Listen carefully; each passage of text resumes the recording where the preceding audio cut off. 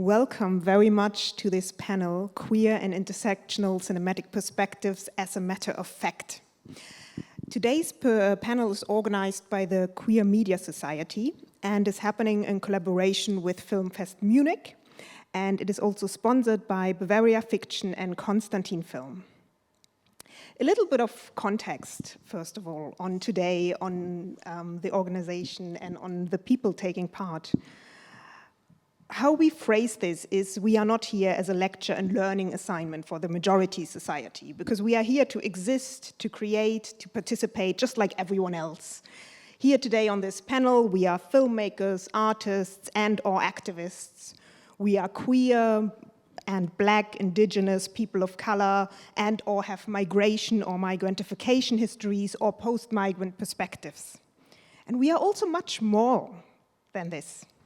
This panel started wanting to bring together especially the intersectionality of queer and post-migrant perspectives.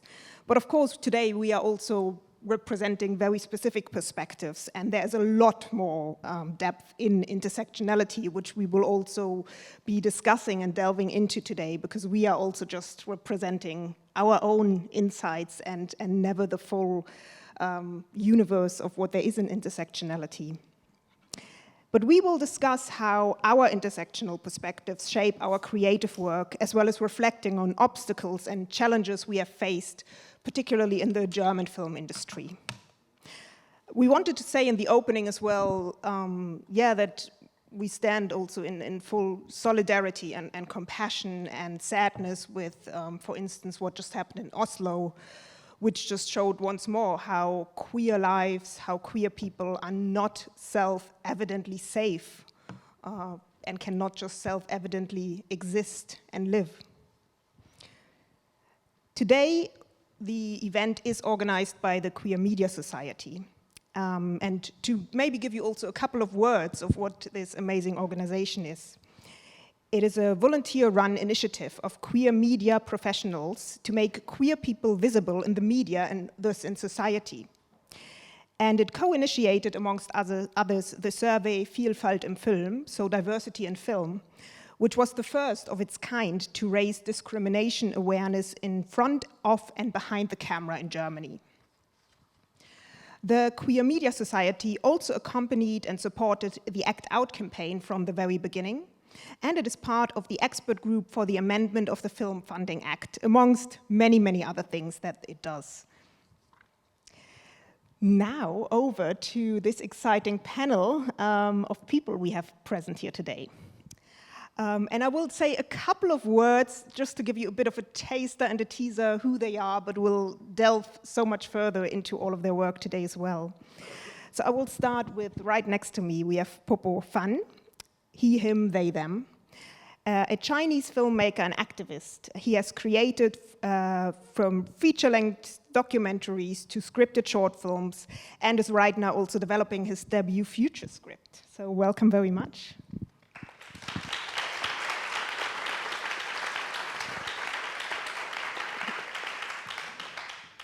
Next to them, we have Naomi Beukes, she, her. Born and raised in Namibia, currently living and working in Berlin in Germany, a film and theater maker, writer, producer, activist, and teacher. And amongst many others, also creator of the award-winning web series, The Center, Stories About the Lives and Loves of African Women in Berlin. So welcome, Naomi.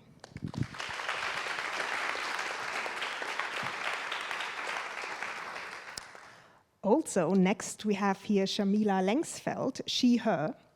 A German-Persian director and screenwriter who is at home in the genres of action, mystery, and sci-fi. She won the German Newcomer Film Award with her lesbian superheroine Blake. And the characters in her film are mostly queer and diverse, but this is not the focus of her films. So welcome, Shamila. Thanks for having me.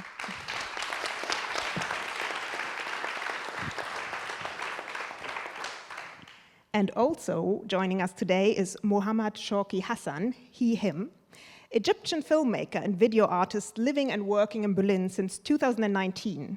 His short film, And on a Different Note, was acquired by the Museum of Modern Art in New York as part of its permanent collection.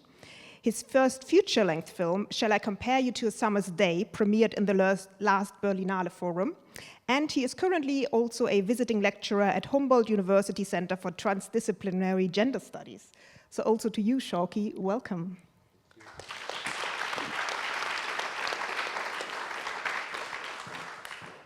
And now I've spent lots of time talking to you and not yet introduced myself, so very briefly. My name is Tessa Hart, all pronouns or none at all. I'm a culture and change maker living and working in Berlin, Germany. I've lived in the UK and Belgium as well. I'm a filmmaker in varying roles, a film curator and director of Afropolitan Berlin, and I currently particularly engage with the topics of sustainable cultural change, intersectionality, queerness, Black identities and communities, as well as neurodiversity. And I'm really thrilled I get to lead this panel and talk to these fabulous people today.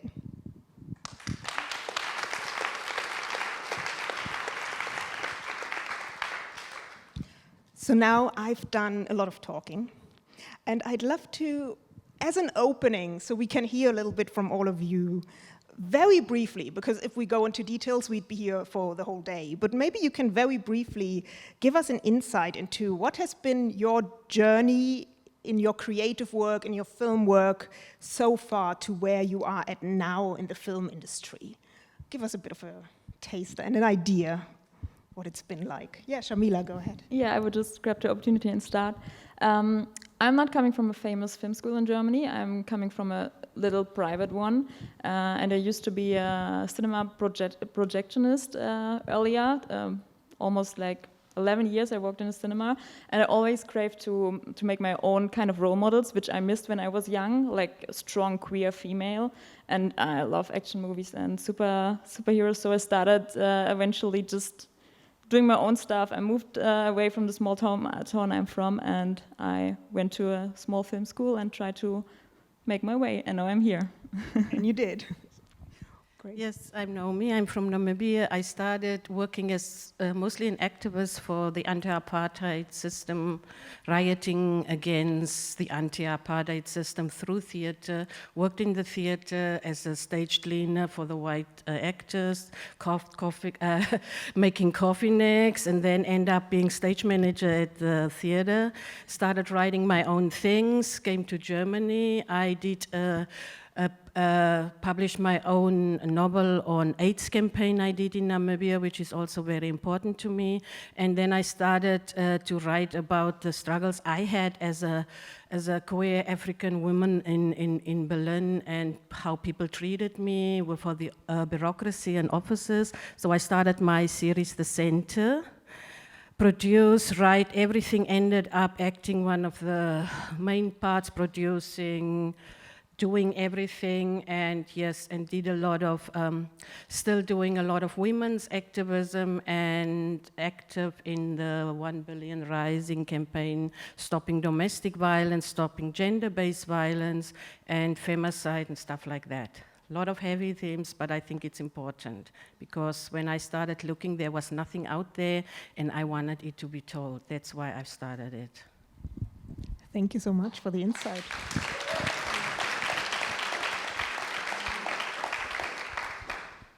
Thanks, Tessa, for the introduction. As Tessa said, that I have my filmmaking side has a diverse background. I started with some documentary filmmaking. At that time, I was joking that I was the LGBT propaganda filmmaker in China, and who talk about queer activism, and then I decided to, because of the documentary films, I got into some the problem with Chinese government, and I want to take a break from all the pressure, so I decided to move to Germany, to Berlin for a year. And I found a lot of amazing collaborators, so I decided to stay longer. Ideally want to be based between Berlin and Beijing. So my friend was saying, do you mean you are going to be somewhere in Kazakhstan or so it's just ideally want to also have a connection doing project in China, but because of the pandemic, it was almost not possible. So I'm trying to find new direction and creativity from short film. Previous years I made in Germany, in Berlin, and also I work for a porn company based in Spain called Erika Lust. And then now also getting into the system to find some funding from film commissions in different states of Germany. So still looking into the system and trying to explore about it. So it's also another interesting stage for me. And besides that, I also do curation as a programmer for Beijing Queer Film Festival. So I also a little bit knowledgeable about what it's like to organize a queer film festival in cities like Beijing. Yeah, amazing. Thank you.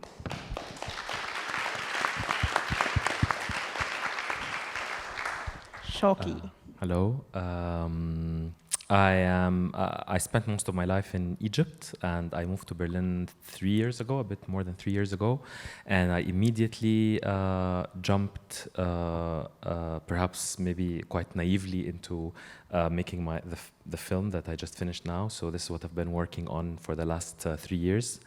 The film is called Shall I Compare You to a Summer's Day, and it's a queer musical that's based on my love diary, basically, or love stories, relationships, and told in the form of 1001 Nights. I work a lot with pop culture, so that also was quite an interesting experience. Like, what does it mean to work with Arab pop culture in Berlin or in Germany, and making this film here that's very much a Berlin film, but that's also very much an Arab film. So, yeah. Great.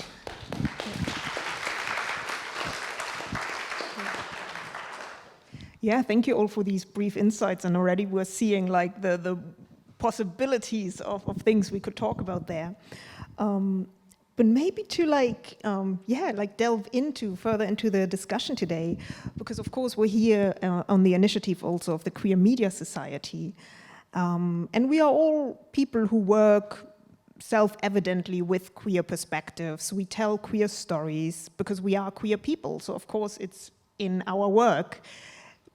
But to me, what strikes me is it's just the same way that we have lots of work that gets created by heterosexual, heteronormative, non-disabled, neurotypical cis men, and they make work about heterosexual, heteronormative, non-disabled, neurotypical cis men.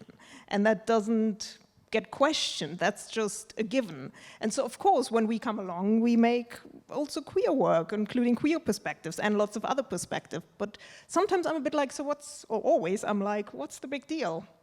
It's kind of self-evident. So what do you make of that? Or how do you approach that? Yeah, Shamila, go ahead. What's the big deal? Yeah, good question. For me, the big deal is that I feel, or I know, I'm not a one-dimensional character. I'm not a one-dimensional identity, which is just queer or just a post-migrant.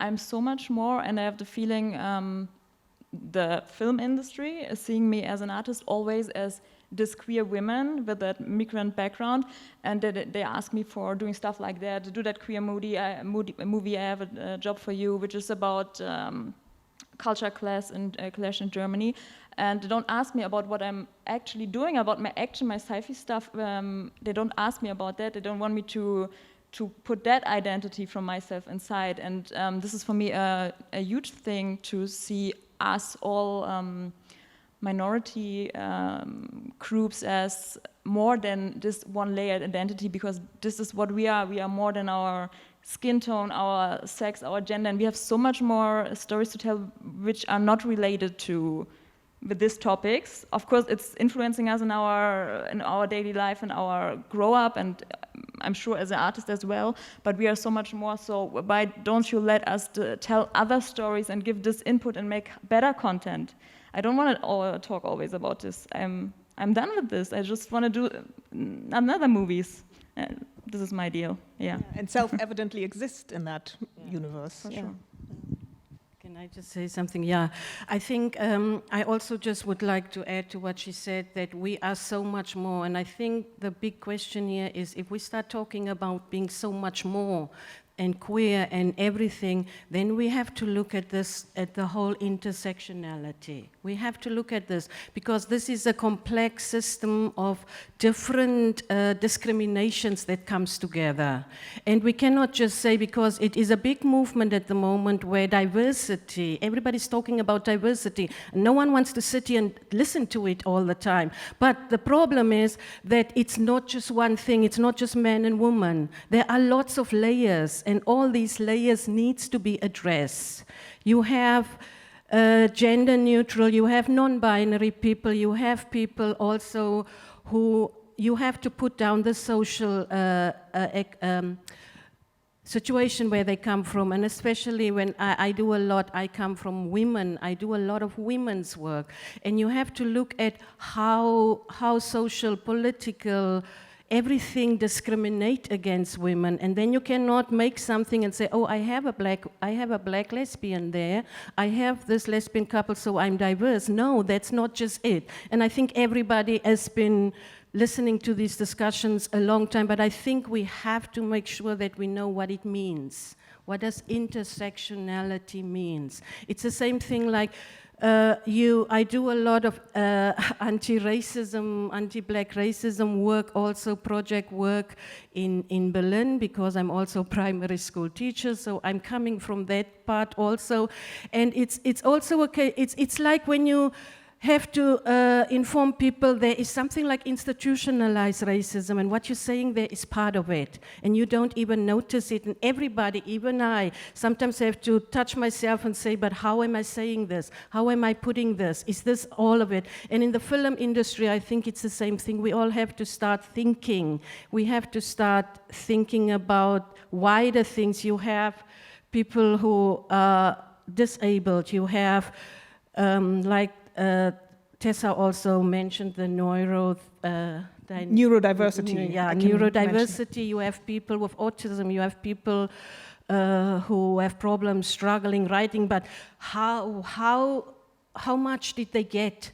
How much help did they get to go past this? So I think we have to get away from the idea of, okay, we're diverse, so you cannot tell me that I'm not doing something for this, but we have to start thinking of intersectionality when we start thinking of film business, and then we can include, I always call myself a creator, because this is what I am. I create, and this is what I want to be seen, like she said. I just don't want to be marginalized on one thing.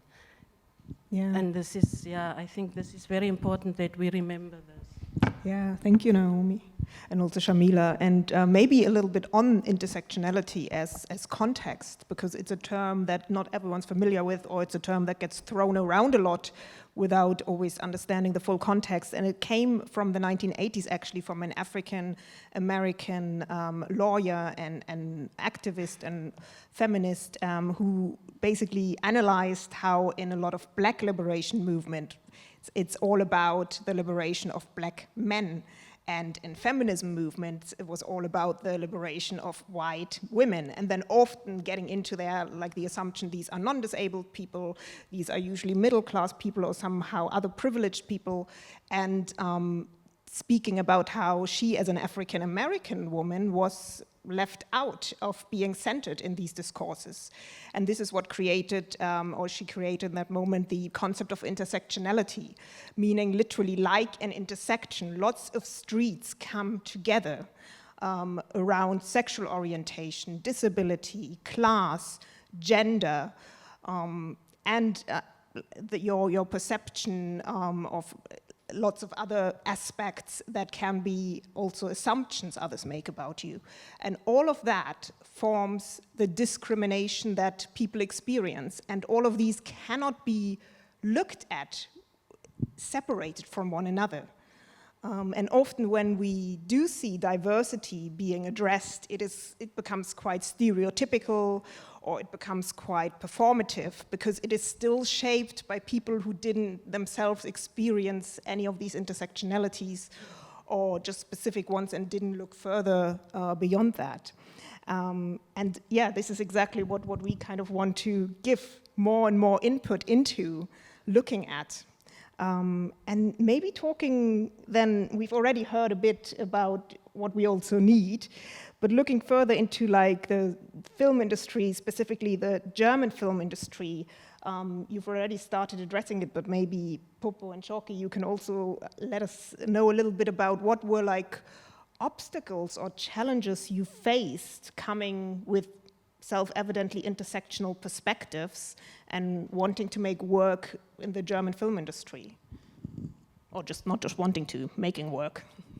I also just want to add one point about intersectionality, about, everybody have their own understanding about the queer, and also my concept about queer also fluid every year, and I have not like at the beginning of the year I'm thinking about what it is, but it's changed all the time because of what you see on the news, what you see in the film industry, what is happening, and I found there is a very bad trend a few years ago. I watched a few films, their understanding about a queer film is just about the privileged kids. Think about what kind of hair, what color they are going to dye their hair the day, and how many piercing and what kind of tattoo they want to have. And I feel, oh my God, is there what they think about what queer is? That's totally, we are in a different queer world. And so to me, those people, if they don't understand about the migrant issue, about the racism issue, don't know about the queer people with disability, don't know about climate change, it doesn't work for me. This identity doesn't stand alone itself at all. And as a filmmaker, this is not a film I want to make, and also this as a programmer, this is not the film we want to screen. And as queer person myself, I feel this kind of representation is also somehow dangerous even, because a lot of people doesn't suit into these labels. So that's also another thing I want to emphasize on. We are queer identified, but shall we just, can we just leave this box, leave this label? And before, there was also a lot of discussion, and but meanwhile, I think my feeling about my relationship with identity is that I feel when this identity is vulnerable, I want to hug it. If it has become really mainstream, for example, where I live in, I used to live in Neukölln in Berlin, and you go downstairs, you meet like a 10 queer artists on the street. And at that time, I was like, oh my God, again. So, when you're in this, you feel that you're in this homogenic environment, and somehow you want to see what it is really happening in the society. What is really happening is in this society is still far away from that kind of a queer atmosphere. So I have to point that the film industry, my observations still have a lot to improve, and from the system itself, from filmmaker, from creator, from resource, we are calling for more opportunity for giving voice to the vulnerable communities. Yeah, thank you for that. And Shawky. I think the problem really starts if you're actually really trying to make work that's essentially queer, like also not just in its content, but its form somehow.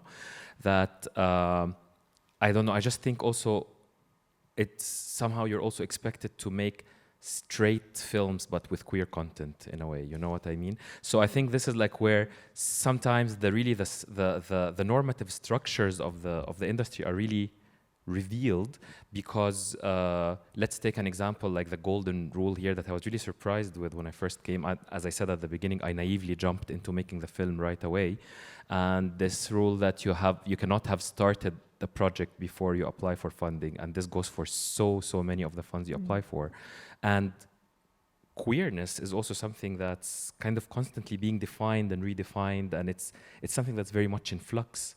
And if you're trying to tell a film in a queer way, not in a normative structure, like just going from point A to point B, if your process itself is queer, if the conditions of production that you're trying to queer the conditions of production, then that becomes incredibly challenging, because the structures of the industry are very normative, and you're much more you're expected to present the stories in a palpable way somehow that then you become more of a translator rather than like a really queer artist embracing your queerness form and content and process and production. So I would say, I mean, I was very lucky because my producer, like we met 10 years ago, we were studying together.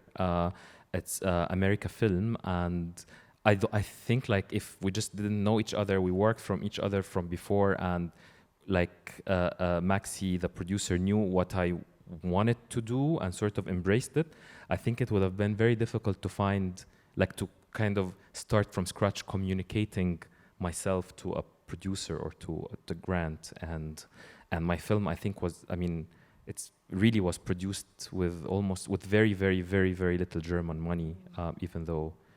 And it's a bit tricky because everyone thinks that you're living in Germany. So a lot of the Arab funds, for example, they think it's not a priority to give you the funding because you have access to this. But like in Germany, it's really, really complicated if you're trying to do work that does not fit with very strict and I would say very normative also structures. Yeah. Yes, thank you for the insight. Yeah, and I would add that it's also not easy for a, let's say, queer or minority filmmaker to make not a queer film. It's also like totally insane because it's a structural problem. If you, for example, was at one of the famous film schools and you don't had access on it, you're not on this special small table, and it's hard to get there. It's hard to get there if you not was working before in the system. If you just came to Germany like you, or I'm born and raised in Germany and I also identify as a German, but even for me, which I had not the access to go to this film school because I don't have an Abitur, like the highest education level, which is a huge problem, which starts maybe also in early fourth grade school because like who is getting this education, who is getting the money for education in Germany? This is not like in common that like we are getting this. It's normally we are not, and we're having like lower education. We're not coming to the film schools, to the famous one. We are not on the table. Then we are never seen, and we have no or less opportunity to just find somebody who is believing in us because we don't have the branding. And I think this is a huge stuff which has to get a little bit more opened and for the television channels and whatever to look around. Besides the film schools in Germany, for the talents, for the good content, and not only for the labels. Okay, I know you went to the school, you have the contacts, and you must be good. There's so and much you must work a certain way also, even exactly. when you're within the school. Yeah. There's a certain normative way that you're expected and taught to work as well. Yeah. So I think this is a big obstacle to fit in the system, to get this seat on the table. In this one small table. Yeah, and also talking about like you're expected as a queer filmmaker to make queer films, even that setting of what a queer film is, again, is a normative system kind of set by the heteronormative society to even label something as queer film rather than just film. That what decides what's supposed to be a queer film and what isn't is up currently to the heteronormativity, which in itself is illogical. Yeah. I think I'm learning that the queer film means a coming of age film here. That's kind of like that's the queer film. So if you're struggling with your sexuality, if you're struggling to come out as an Arab, then I don't know if there's at least one scene when you're praying and while crying about your lover that you can't be with, and then that's you have bigger chances of being labeled and funded as a queer film. Otherwise. I'm also making queer, lesbian stories and so on. I also found that for me it's not, it is this whole structure of where you come from and the story you're telling, of your background, and so I make these stories that I do myself, and then of course I have let's say a European woman playing there with African women, and I have people from both sides standing up, African community, and say, you're an African, how come we see a white woman there? And then you have from the white community also said, but this is not really African. And why are you doing that? And for me, it is a whole fundamental thing, because I make movies about women.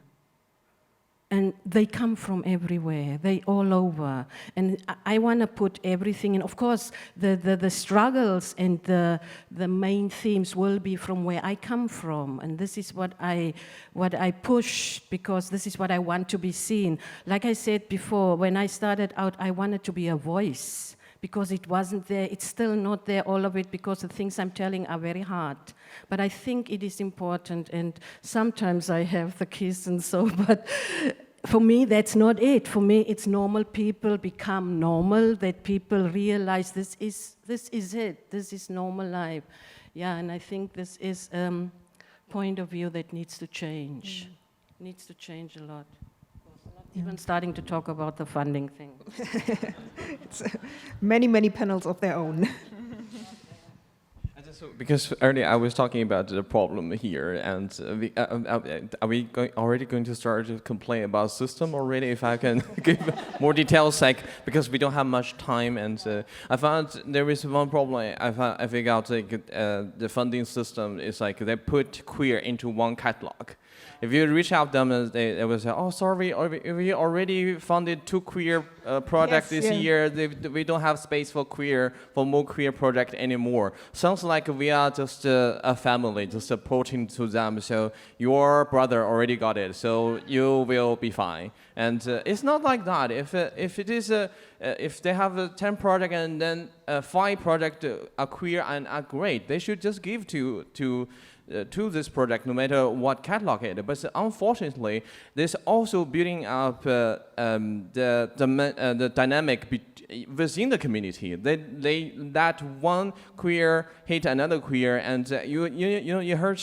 Also, this kind of things really hurt to the community. I don't know, did they intend to do this? And it's really horrible. And secondly, I still try to figure out how much, like, a different state in Germany hate each other. And one film commission, and if you get funding from them, you can only hire people from that state. And you're desperately looking for someone who had their first Anmeldung in one state. And doesn't matter about their creativity ability, but the first is about their Anmeldung.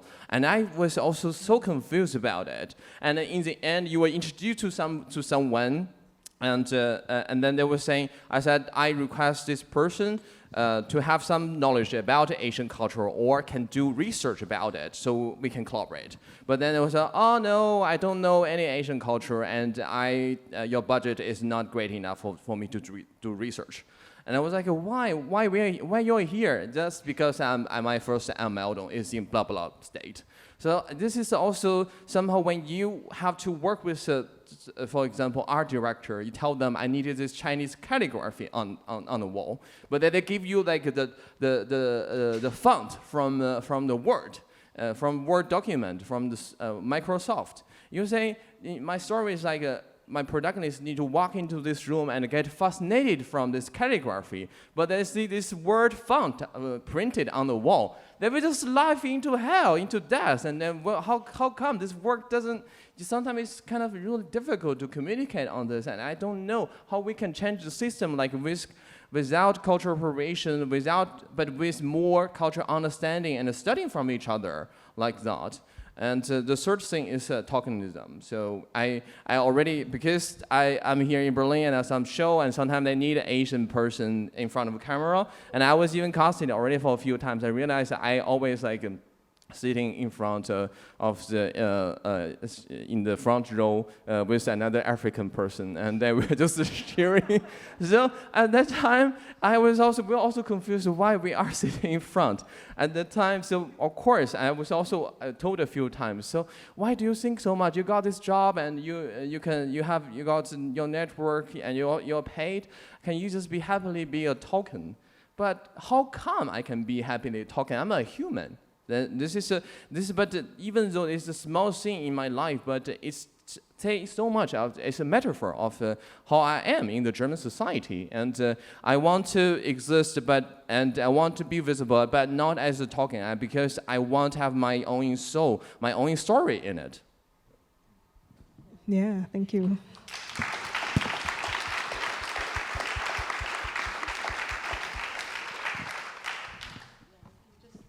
Say one thing. I think that is why we have to think, why are we making films? Is it because we just want to show certain groups, or do we want stories? Do we want to create what is happening around us? Do we actually look at a script?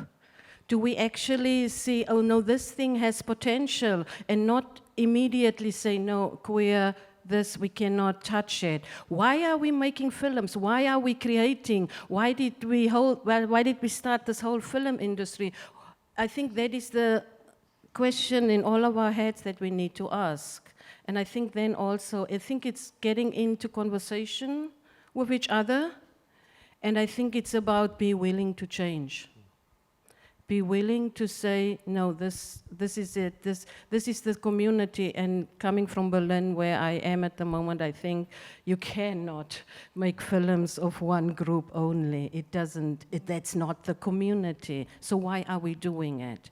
And I think this is what the film industry and everybody should ask themselves, because there is so much more out there, and you have to look what you have in front. Aren't we going with, this is entertaining, let's say, let's just go totally flat, entertaining popcorn kino, where people go and enjoy the story, no matter who is it? Is it quality? Why are we doing it? Why are we just giving the money for this group or this group? And I think this is where everybody is starting to think about, and that's why we're also sitting on panels like this, because I think this discussion is over the top for everybody. The whole funding thing, I think the filmmakers sitting here, indie filmmakers, they know this. This is, why am I not at this table? Why can't my script land on this table? Or why can't what I'm doing land there, even though I didn't go there, or I wasn't part, or I'm not seen all over, but I have the script, why is no one willing to look at it? And I think these are the fundamental things that we should ask ourselves. Why are we doing this? And before we answer our own questions, I think panels like this will happen in 5 years still, and we will be blue. And then we ask ourselves again the same questions, but we have to start changing. I think that is the big word, we change. We need to change, and we need to be willing to change. That is the big problem. We have to be willing to change and not be scared to try to change. I think that's it. There is an example I'd like to share since you brought up funding. Because, as I said in our film, it was sort of self-evident after a while that we're not going to get any film funding because the project had already started, among other reasons. So we started doing all these things that, we try to do all these other projects that can somehow, like you brand the project as something else. And because it was a musical, so that was like a component that, you try to present it as a musical project or so. And I remember there was a call for like cultural funding. Something was very specific in Mitte in Berlin. And to apply for this, you had to like have an appointment with one of the people who work there, and you present the project, and then they tell you how to write the proposal or whatever, and then you do. And when I met with this person, and I talked a bit about the project, of course, like trying to hide that it's a film, so it's kind of like making it sound like something else. And then after that, she said like, okay, she kept listening like this as if, I don't know, like I felt like I'm an alien, and she like kept saying like, yeah, I'm speaking about 1001 Nights and pop music. And then she said, then you, just as long as you make it, relevant for an audience that's not only queer or Arab.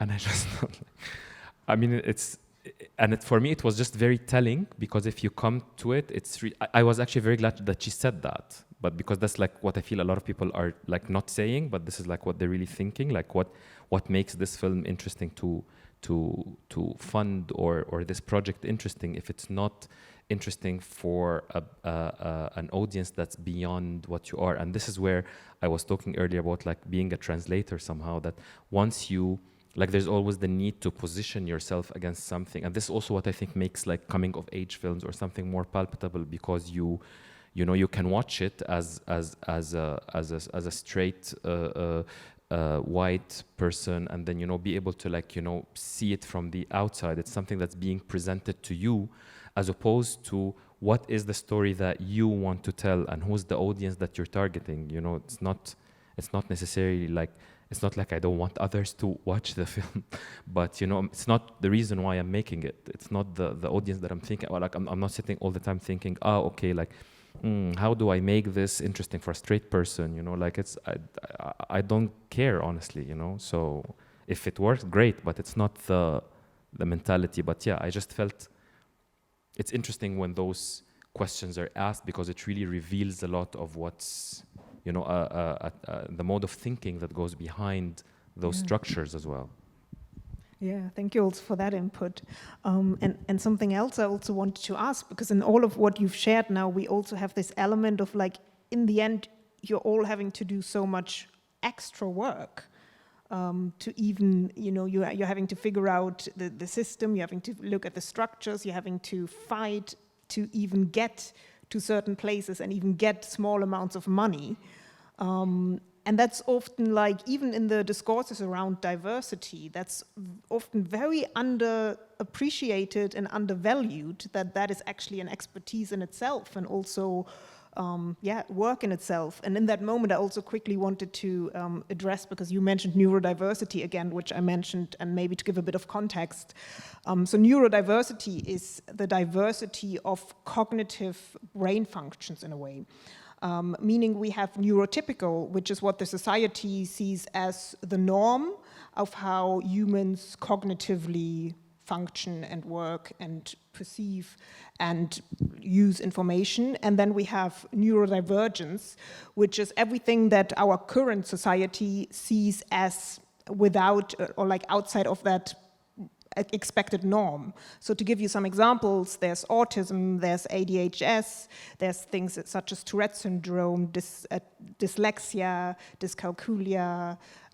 So kind of to give you this idea, and it's neurodiversity is a movement coming from neurodivergent people to say, let's stop defining this as a deficiency and let's just look at this as a reality of human diversity.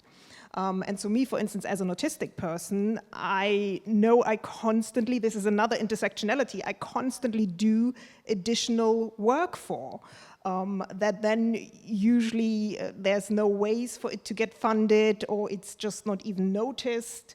And this is something I'd be really interested, like how do you like see and handle this in your work? Or maybe also what would you need, what would you want for this to improve upon?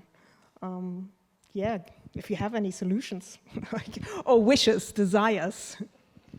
To be honestly, I don't see that personally as a voluntary work. For me, it's like my daily life. Yeah, and this exactly. Maybe my identity is political as it is, and I talk every day about it. Not that because I have the feeling we have to talk about it and to address it and to educate a little bit. And it's sometimes I realize, this is actually work. What are you doing if you're like talking to people or being at this panels or at film festivals and addressing these topics?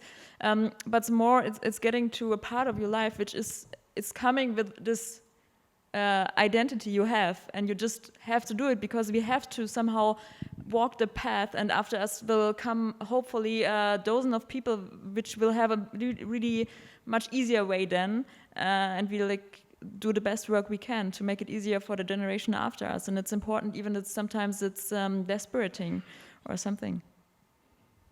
Yeah, of course, we need to do it to exist. Yeah. People need to know that it exists, and it is strenuous. It is unbelievable hard to do that and always go out there and sort of fight, I don't want to use that word really, but sort of standing there and speaking for these beliefs.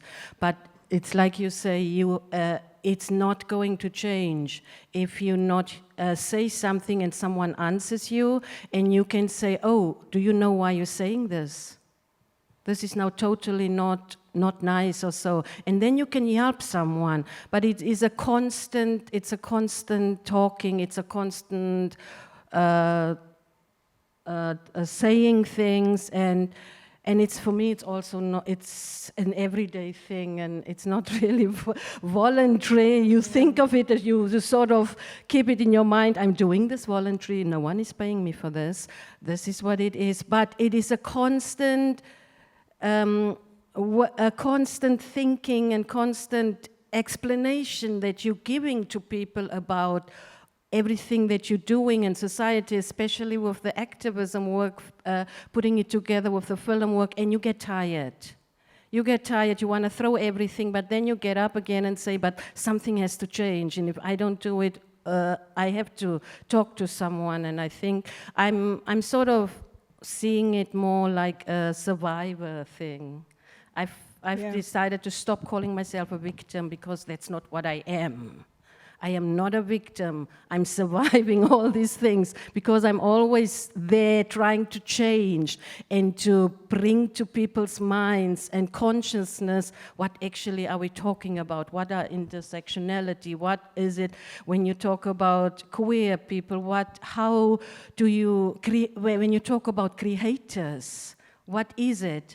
And then you find yourself always doing it. So I don't think, I also see it as part of my daily life to do it. And sometimes it's really tough to keep up and go on and so and think, oh, this is it. But I think it is, my help was, I'm a survivor. I'm not gonna sit somewhere.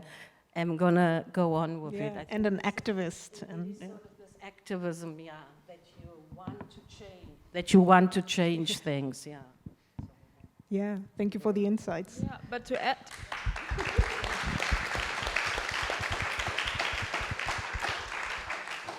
I agree totally, and I think it's in our responsibility as filmmakers, as creators, to reshape the view of some marginal groups, because what happened back in the days is that from television we have such awful stereotypes. For example, really bad stuff like black men are always animalistic, or gay men are always has AIDS, and all this really bad stuff which we learned in television. And now we have to reshape this view that how can this 70-year-old lady, Irmgard, German lady, knows that we are different, that like Arabic people are not all from the mafia. How can she know if we don't show her daily in her normal television? She's used to see this people just in this role, so she thinks on the street, she sees, for example, an Arab guy, she thinks he's a gangster and she will cross the street. We have to show, to reshape her mind, to show we are different, they are much less, and we can be everything, and this is so important, and this is under our responsibility, that we can impact every mind and we can impact the society. And it's just the matter of let us show our stories. And it could be so easy to have higher content in Germany, to have more interesting stories, to have so much more cultural aspects inside, and so much learnings, if we just would have the chance to get listened to as we are in all our diversity or whatever. And to add just quick to this, how does good quality content is measured in Germany is also a part for itself, which is insane in these days. Like around 5,000 households has this small machine, and to notice what they are watching and if they like it, Einschaltquote. And this household has to be, as a main earner, a German-speaking person or a German resident, which is mainly a white man. So this 5,000 households, which are actually telling the broadcasters, hey, this is what the whole audience want to see, are 5,000 households, which is a white male, German male is the leader. So, and this is how they measure the quality content in these days, and this is insane in Germany, and we are paying for this, and nobody is addressing it, and this makes me really angry, because if you are applying for this funding, they tell you, no, this is not what the audience want to see in television. What audience? 5,000 white male men, like, this is insane for me, and this should change, yeah.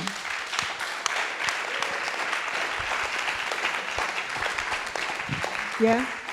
Sorry, one last thing, but I also have to say this because I as much as we have the responsibility, I think it's a huge responsibility also on the institutions, since you're asking about solutions, to just have more intersectional people as well.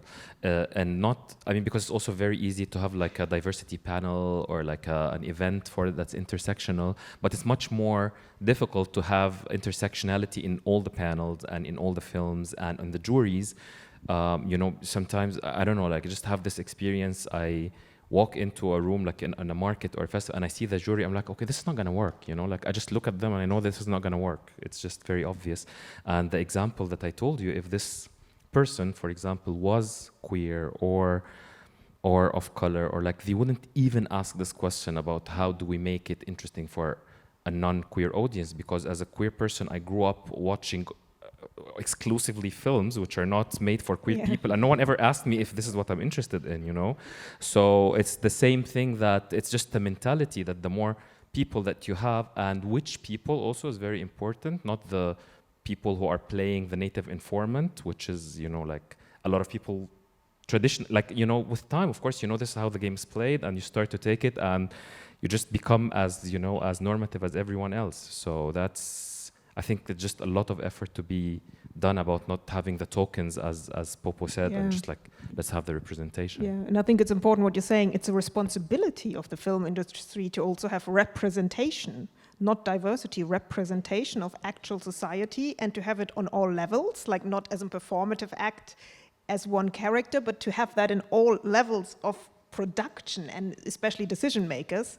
And therein then also lies a huge opportunity to actually, like you said, Shamila, to actually also reflect that in the films, in the work that get created, and that reflect on society and to society. Actually, it's a really beautiful opportunity there. Share my thought that I totally agree, Shawky, about we need to diversify, have more diversity on the decision makers and how they see the world, and also related to the identity of them. And on the other hand, in this progress, and what we really need is our allies, and what we the people in the industry who hasn't know about the certain topic, and then actually at least recent years I told myself, oh my God, stop rolling my eyes all the time, because I used to be very do this all the time. But I said, okay, this person might not know this, but I think we need to communicate. I will see if there is potential. We can work on certain topics and let them we understand each other. Also curious about their thought. This is also helpful with my own creativity. So this is one thing I was telling myself. The second thing I recently also thought a lot is stay poetic. And the worst result is that we are shaped by our enemies, quote. So because a lot of time when you resist, you forget you are in the progress of creativity. You need to stay poetic, stay artistic, stay with your stay creative. So that is also so important. So in this progress, I think these are the two things I have been thinking a lot recently. Yeah, thank you all so much. I have loads more questions, but time is tight, and we also wanted to open up the possibility for audience to get to ask some questions. So this would be the moment. We've got a few more minutes. If anyone would like to ask a question, please raise your hand and someone will come to you with a microphone. Anyone? Otherwise, I've got more questions. It's all good. No? Okay, great. We always love to give the possibility, but actually something that I still wanted to get into a little bit as well that we haven't had time for yet is that, especially you, Popo and Shawky, you also work transnationally, meaning with and I mean all of you to a degree, also you, Naomi, but yeah, like how is that experience also like this working in very different contexts, and you've already shared some insights into how differently you get perceived from one context to another. And at the same time, I guess that's also a great opportunity to realize how it is just all this system, this context that you find yourself upon. So what do you think are like for you, what's the creative potential of getting to move transnationally and between very different contexts as well? One thing was also connected with the topic I said earlier, because I had that lawsuit case with a Chinese censor. So for a while, whenever there is new laws of censorship happening in China, and I got many calls from journalists. So they use somehow I was also very happy to talk about it because it's important to stay criticized. And afterward, I feel there is a word written on my face: censorship, censorship, censorship. I search my own news or related to that topic. On one hand, I think it's very, and all the reports are very stereotypical, and all about China is a horrible, is a hell of freedom of speech. And Europe is the paradise. It's almost the reality, but still the 9% not choosing is hurting a lot of people. And I think on this binary word, the media, European media built up. And I have many of my Asian fellows that were shouted, they were attacked on the street, and all because a lot of time because of they see the news about dictatorship, censorship, horrible, and especially after the pandemic and the coronavirus hit it, and then you remember that that yellow raincoat cover of Der Spiegel, even they consider themselves as a left wing or whatever. But this hurt a lot of people.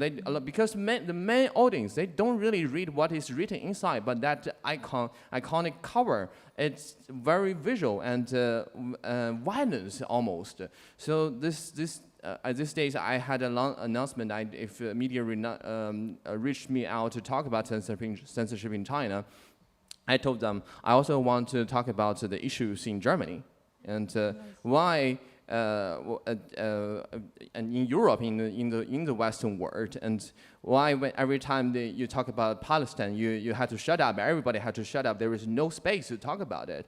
Why after I started to work for this porn company, I post non-explicit content on Instagram, and my Instagram was flagged. And my Vimeo account was almost removed, and so because of those, they are password protected.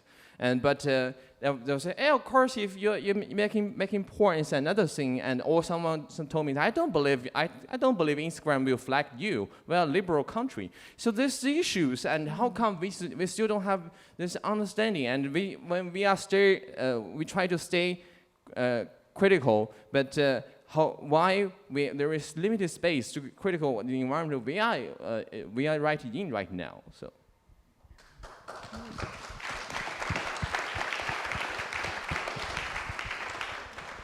One of the things that actually is, if you're asking if it could open a creative outlet or so, one of the things that I find now very interesting is working on translation in the films.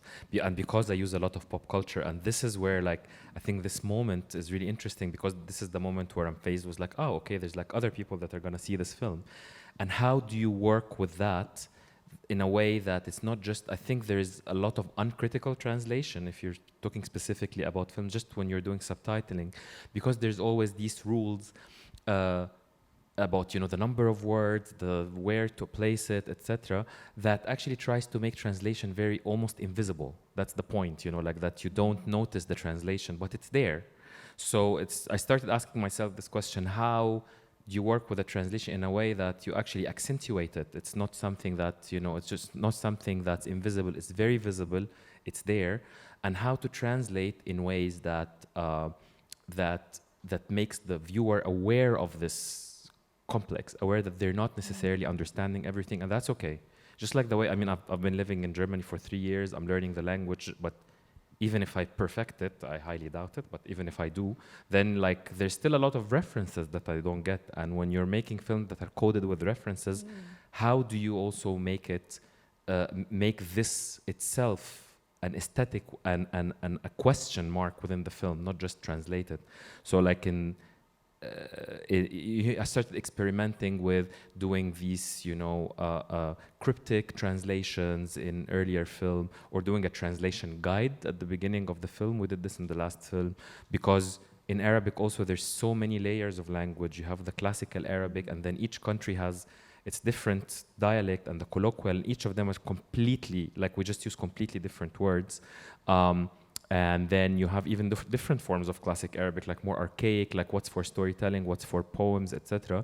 So it's something that's really nice for me, and that's fun that you're playing with it. So it becomes part of the work somehow, and at the same time always making it clear, making it sort of questionable throughout. That's, you know, I'm not understanding everything. So that for me was like, that's something that was interesting, working between like also different languages in that sense. Yeah, and actually what you're saying there, just this realization, I'm not understanding everything. That's just like a perspective we always need to have. It's like, yeah, this will happen. There will be so many things in any given situation that we don't understand. Yeah. Yes, now a question. Yes, we still got the microphone? We've got a question after all. Yeah, I think so. Oh, brilliant, Popo. Thank you. Hi. Much more pragmatic. Yeah, Speedy Gonzalez. My name is Andreas, he, him. I'm a talent agent from Hamburg. And first of all, thanks for the great panel. It's really enjoyable to hear you. And what I just had on my mind is we need this panel in every broadcasting station. We need it in big companies. We have to get outside our bubble and to get to the people who can change. And this format, especially today, was so rich, so intense, and we have so much to say.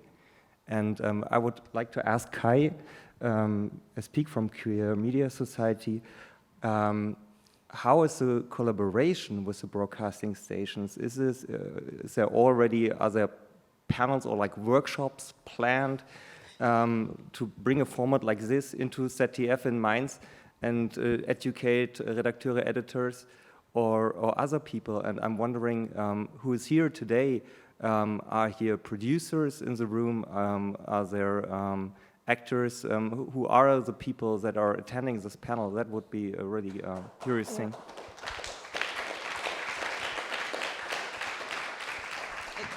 It's a question from the audience to the audience. Brilliant. It's like...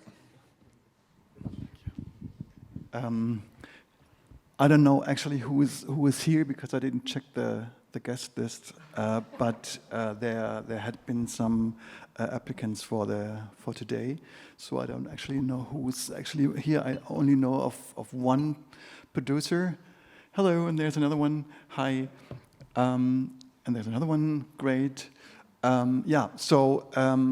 Actually, maybe I can tell a little bit about the last maybe 3 or 4 years. Since then, a lot of companies, a lot of institutions, a lot of broadcasters had contacted us for expertise, for sensitivity reading, for people to work with them. So that's a start, I would say. And yes, we're going to screen this panel on YouTube on our channel, and maybe somebody's like seeing it and inviting those wonderful people to have a discussion on one of the channels or one of the talk shows. We are in contact with the film commissions. We are part of, that's what Tessa said, we are part of the amendment of the Film Funding Act. We are invited from BKM to give our expertise, yes, which we are really proud of, that we are finally getting there and being asked for expertise. Yeah, thank you. And there is, of course, a lot happening around this right now, but it's so great of Queer Media Society to really also get this intersectional angle so specifically included in there more and more. I think we have another question. Yeah, it's not really a question, it's also a wish, like you said. Like you who spoke before me, a wish, but not only that the industry itself makes a reception for us and for intersectionality, but I think it's important that the structure itself changes, that there has to be really a place for independent films. And that means, like films, like you said, that problem, not to fit into the structures. Like maybe not storytelling, maybe finding other forms, having having a queer mind also makes queer forms, and there's no space at the moment for queer forms. There's not a possibility to get this financed, and especially if you start something, it's no possibility anymore, but if you don't start it, they can't imagine. So I think there's this very long question for financing the independent film world, I say, because I don't want to call it industry, really, because I don't think it's industry, because I think in this space it's art, it's developing new things, making experiments, making social experiments, making formal experiments, aesthetic experiments. I think it's something that we also can bring into the society that can be new. And I think for this has to be a special place, not a special outside, and not, I don't want to say only for queer people, but for not like outside, but a pool for experiments. And I think this doesn't exist at the moment, not at all. And I think it should be, I think it's a good moment to ask for this government to put there some money, as they have it in their plans, but they don't seem to do it now. And I would like to end recommending also Black Box. I'm reading it for a long time, and there's a lot of political these things inside, and I would tell everybody then to write also there and address audiences, political audiences also with that. Yeah, so really we're seeing it's like there's so many discussions already wanting to be continued, which is exactly kind of what rose from the discussion today. I mean, we could only touch upon things. There is so much more deeper delving into the very concrete places in the film world that need to be looked at, and all the very concrete systems and structures that need changing. We could only give an insight into some of our perspectives today. I'm already seeing from the audience's reactions, everyone is keen to continue delving into that, to continue bringing that to further and further platforms, or to continue the conversations today. So for this panel now, where we're having to come to an end, but I would once again like to say thank you so much for the Queer Media Society for organizing this, for bringing us together here, to the Filmfest München for hosting us and for the collaboration on this, and of course to the sponsors, which are Bavaria Fiction and Constantine Film, to everyone working on it at Queer Media Society or at the venue today, the technical team. Thank you so much for everyone who's attended today. And of course, to the wonderful panelists for sharing your insights so generously today. Yeah. I just want to add on one thing. I hope I didn't sound too angry today. No. Because I really think it's a point of view of self-reflection. Because honestly, I also very often think being criticized by my other friend, like how each of us have some side of us in the privileged position, and also we are in very complex world. And one place you are vulnerable, other place you might be in a privileged position, and also nobody is perfect. And then that's why we need more allies and to understand each other, keep on the communication. And I think this is a great example that we all have an ally today. I think the conversation will continue. So I also learned so much new knowledge today. So thank you very much, all my panelist fellows.